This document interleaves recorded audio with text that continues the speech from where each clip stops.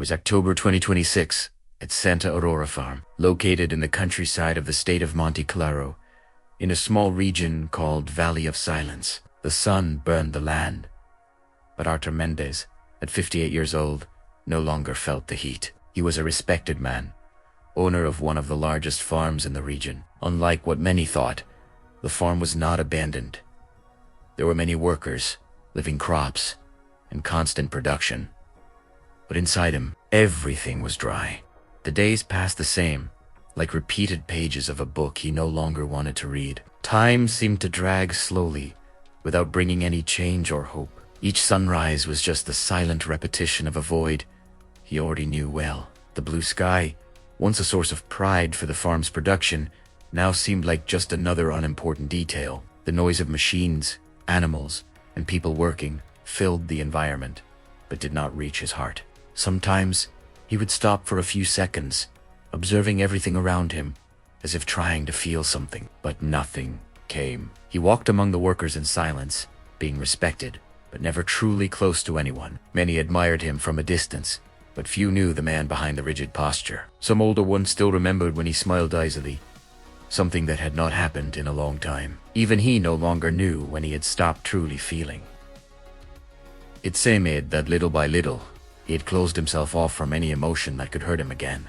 There was always an invisible distance between him and the rest of the world. Even surrounded by so many people, he felt completely alone. The big house, once full of laughter, was now silent. His wife had passed away years ago, and since then, loneliness had become his companion. The wide corridors echoed with solitary footsteps, like memories that refused to disappear. Old photos were still scattered across the walls, freezing moments of a happiness that no longer existed. Sometimes, he would stop in front of them, but look away before the longing became too strong. At night, he sat on the porch, looking at the dark horizon, as if waiting for something that never came. There were nights when he thought about going back, about fixing what he had done. But pride always spoke louder and kept him silent. The wind passing through the trees seemed to whisper memories he tried to forget. It was as if the farm itself held echoes of the past that he insisted on ignoring. But what truly weighed on his heart was his daughter, Helena. Her absence was felt in every corner of the house, in every detail that once went unnoticed. Months earlier, she appeared with tears in her eyes, confessing she was pregnant by a man who had disappeared. Artur's reaction was harsh.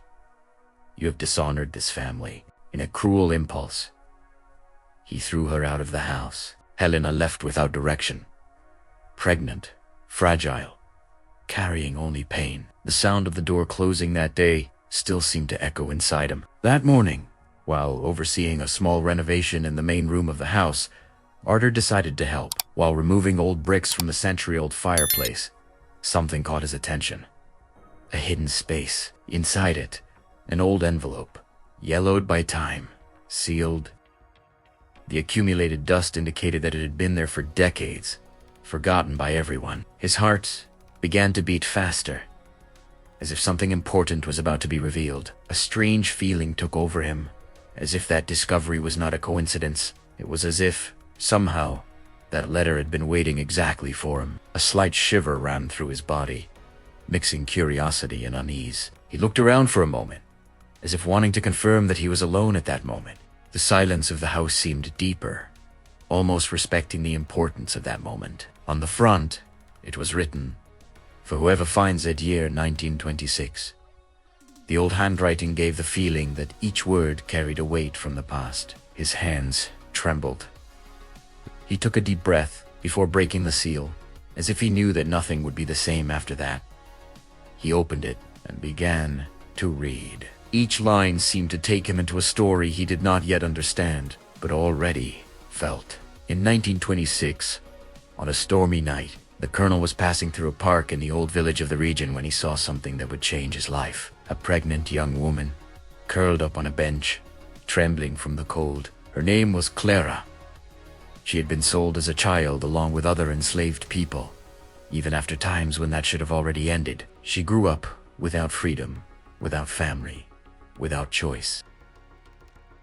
When she became pregnant by a man who also lived in that condition, she was discarded, abandoned to her own fate. Alone, sick, and without strength, she ended up in that park. With nowhere to go, she curled up as best as she could, trying to protect what little she still had. The rain fell heavily on her body, as if the world insisted on erasing her from existence. Her eyes were tired, but there was still a spark of hope that refused to die. It was a silent hope, almost imperceptible, but strong enough to keep her standing. She held her belly carefully, whispering soft words to the child she had not even met yet. She spoke as if he could hear her, as if that was all that still kept her strong. Each word was a silent promise of protection, even without knowing how she would fulfill it. The cold wind cut through her skin, and every minute there felt like an eternity of pain and abandonment. Her lips trembled not only from the cold, but from the fear of what would come at dawn. And deep down, she knew she needed to resist, for herself and for her child. No one stopped. No one looked. It was as if she were invisible to everyone. People passed by in a hurry, protected from the rain, completely ignoring her existence. Some looked away, others pretended not to see, as if that were easier. But that night, fate decided to be different. The colonel, moved by compassion, took Clara to his farm. On the way, he realized how much that young woman had already suffered in silence. Her silence said more than any words could express. Her eyes carried stories that no one had been willing to hear. He gave her shelter, food, care, and there, for the first time, she had dignity. For the first time, she did not have to fight to survive every moment. Clara was a woman of impressive faith. Even after everything she had lived through, she carried no hatred. She was grateful for simple things, like a plate of food or a night without fear. Months later, she gave birth to a strong boy. The birth brought a new hope into that house. The baby's cry echoed through the house like a sign of life amid so much pain. The colonel began to care for the child, as if he were his own son. There were moments when he completely forgot any external judgment, but not everyone accepted that. A greedy relative began spreading lies, saying that Clara would bring shame to the family. His words spread quickly, like poison among people. The pressure increased. Judging looks and whispers began to surround the colonel from all sides. The respect he valued so much began to turn into suspicion, and the colonel failed. Dominated by pride and fear of judgment, he expelled Clara and the baby. In the rain, water ran down Clara's face, mixing with the tears she could no longer hold back. Her steps were slow, unsteady, but she kept going, because stopping meant giving up. The baby cried softly, wrapped in her arms, as if he too felt the cold and the abandonment. And in that darkness, there was no one to help them. It was as if the world had turned its back on them once and for all. Arthur stopped reading for a moment, with his heart tight. It was exactly what he had done to Helena. The weight of the similarity fell upon him like a truth impossible to ignore. His eyes were lost in the void as memories came back with force. His daughter's voice, the tears, the moment he turned his back. Everything seemed to happen again, like a silent punishment. His fingers tightened around the paper, now slightly crumpled from the tension. A feeling of regret began to grow inside him, suffocating. A tightness in his chest almost made him drop the letter right there. He closed his eyes for a few seconds, trying to contain the avalanche of emotions. It was no longer just curiosity, it was a need to understand. Each line seemed to reveal not only the past, but also who he had become. But he continued. When Arthur resumed reading the letter, he discovered the whole truth. The colonel had deeply regretted it and decided to go after Clara. He knew that she and the boy would not survive that cold, and that he could not live with that guilt. After days of searching, he managed to find them. Without thinking twice, he brought Clara and the baby back to the farm. This time, he ignored all the looks and the murmurs of people judging him. He no longer allowed pride to speak louder. He gave Clara a dignified job, making her the cook of the farm. He treated her with respect, as she had always deserved, and he began to care for that boy as if he were his own son. Over time, love spoke louder than any prejudice. Before dying, the colonel left everything recorded in a document. He declared that the farm would belong to the boy, recognizing him as his true heir. And that was how Arthur in the present, discovered the great truth.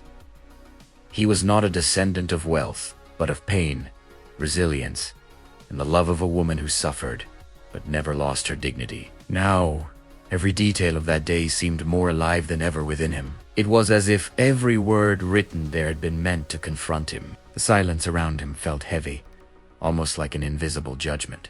For the first time in a long time, he felt small before his own story. The certainties he had carried for so many years began to slowly fall apart. He took a deep breath, as if he needed courage to face his future. That revelation from the past deeply shook him. He understood that there was still time to change his attitude and that the love and generosity of a man were what had allowed him to be there, alive. And it was that decision that transformed everything that came afterward. He remembered his daughter, whom he had expelled from home. Helena. Arthur set aside his pride and went to look for his daughter. He forgave her, and father and daughter embraced, asking forgiveness from one another. Arthur breathed slowly, letting out a relieved sigh, certain that he would do everything differently from that moment on. The grandson was born. Arthur is a present grandfather who gives love and affection to his grandson. Every night, he tells this story to him. He makes a point of repeating every detail, as if he were preserving a truth that can no longer be forgotten, and he always ends with the same words: "Never let pride speak louder than love."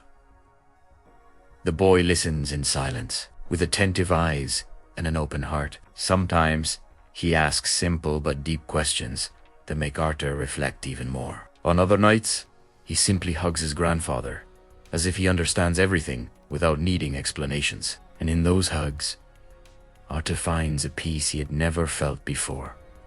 The story is no longer just about the past. It is about who they chose to be now. It is about decisions, new beginnings, and the courage to do things differently. Arthur feels that each time he tells it, a part of him also heals, as if each shared memory removes a bit of the weight he carried. Each spoken word seems to ease a little of the guilt he carried for so long. And, for the first time, he feels that he is leaving a different legacy.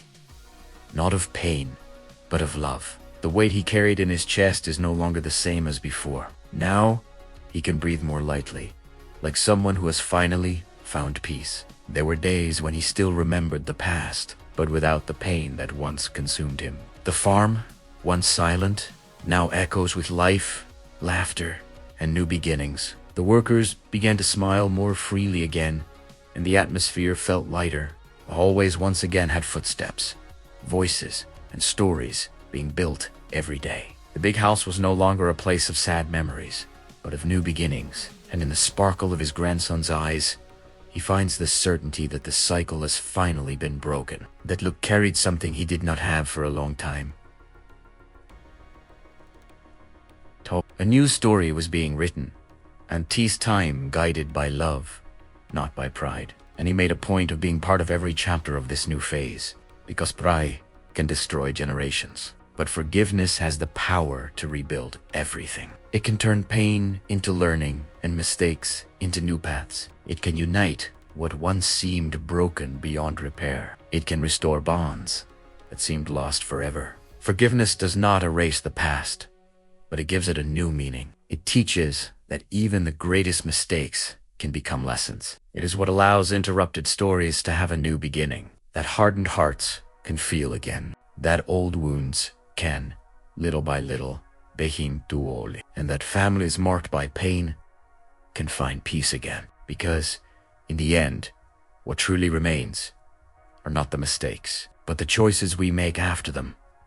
Forgiveness is not weakness. It is one of the greatest forms of courage someone can have. It is looking at the wound and, even so, choosing not to live trapped by it. It is freeing not only the other, but yourself from invisible chains. It is a silent decision, often difficult, but deeply transformative. Many times, it comes in silence, like a simple gesture that changes everything. Other times, it requires time, pain, and a difficult decision to make. There are moments when it seems impossible, but still necessary. But it always carries within it the chance for a new beginning. A beginning that is lighter, more real, more human. A restart where the heart no longer carries the same weight as before. where the past stops being a prison and becomes a lesson, and where love finds space to grow again. Little by little, what seemed broken begins to rebuild, and what was pain begins to transform into strength.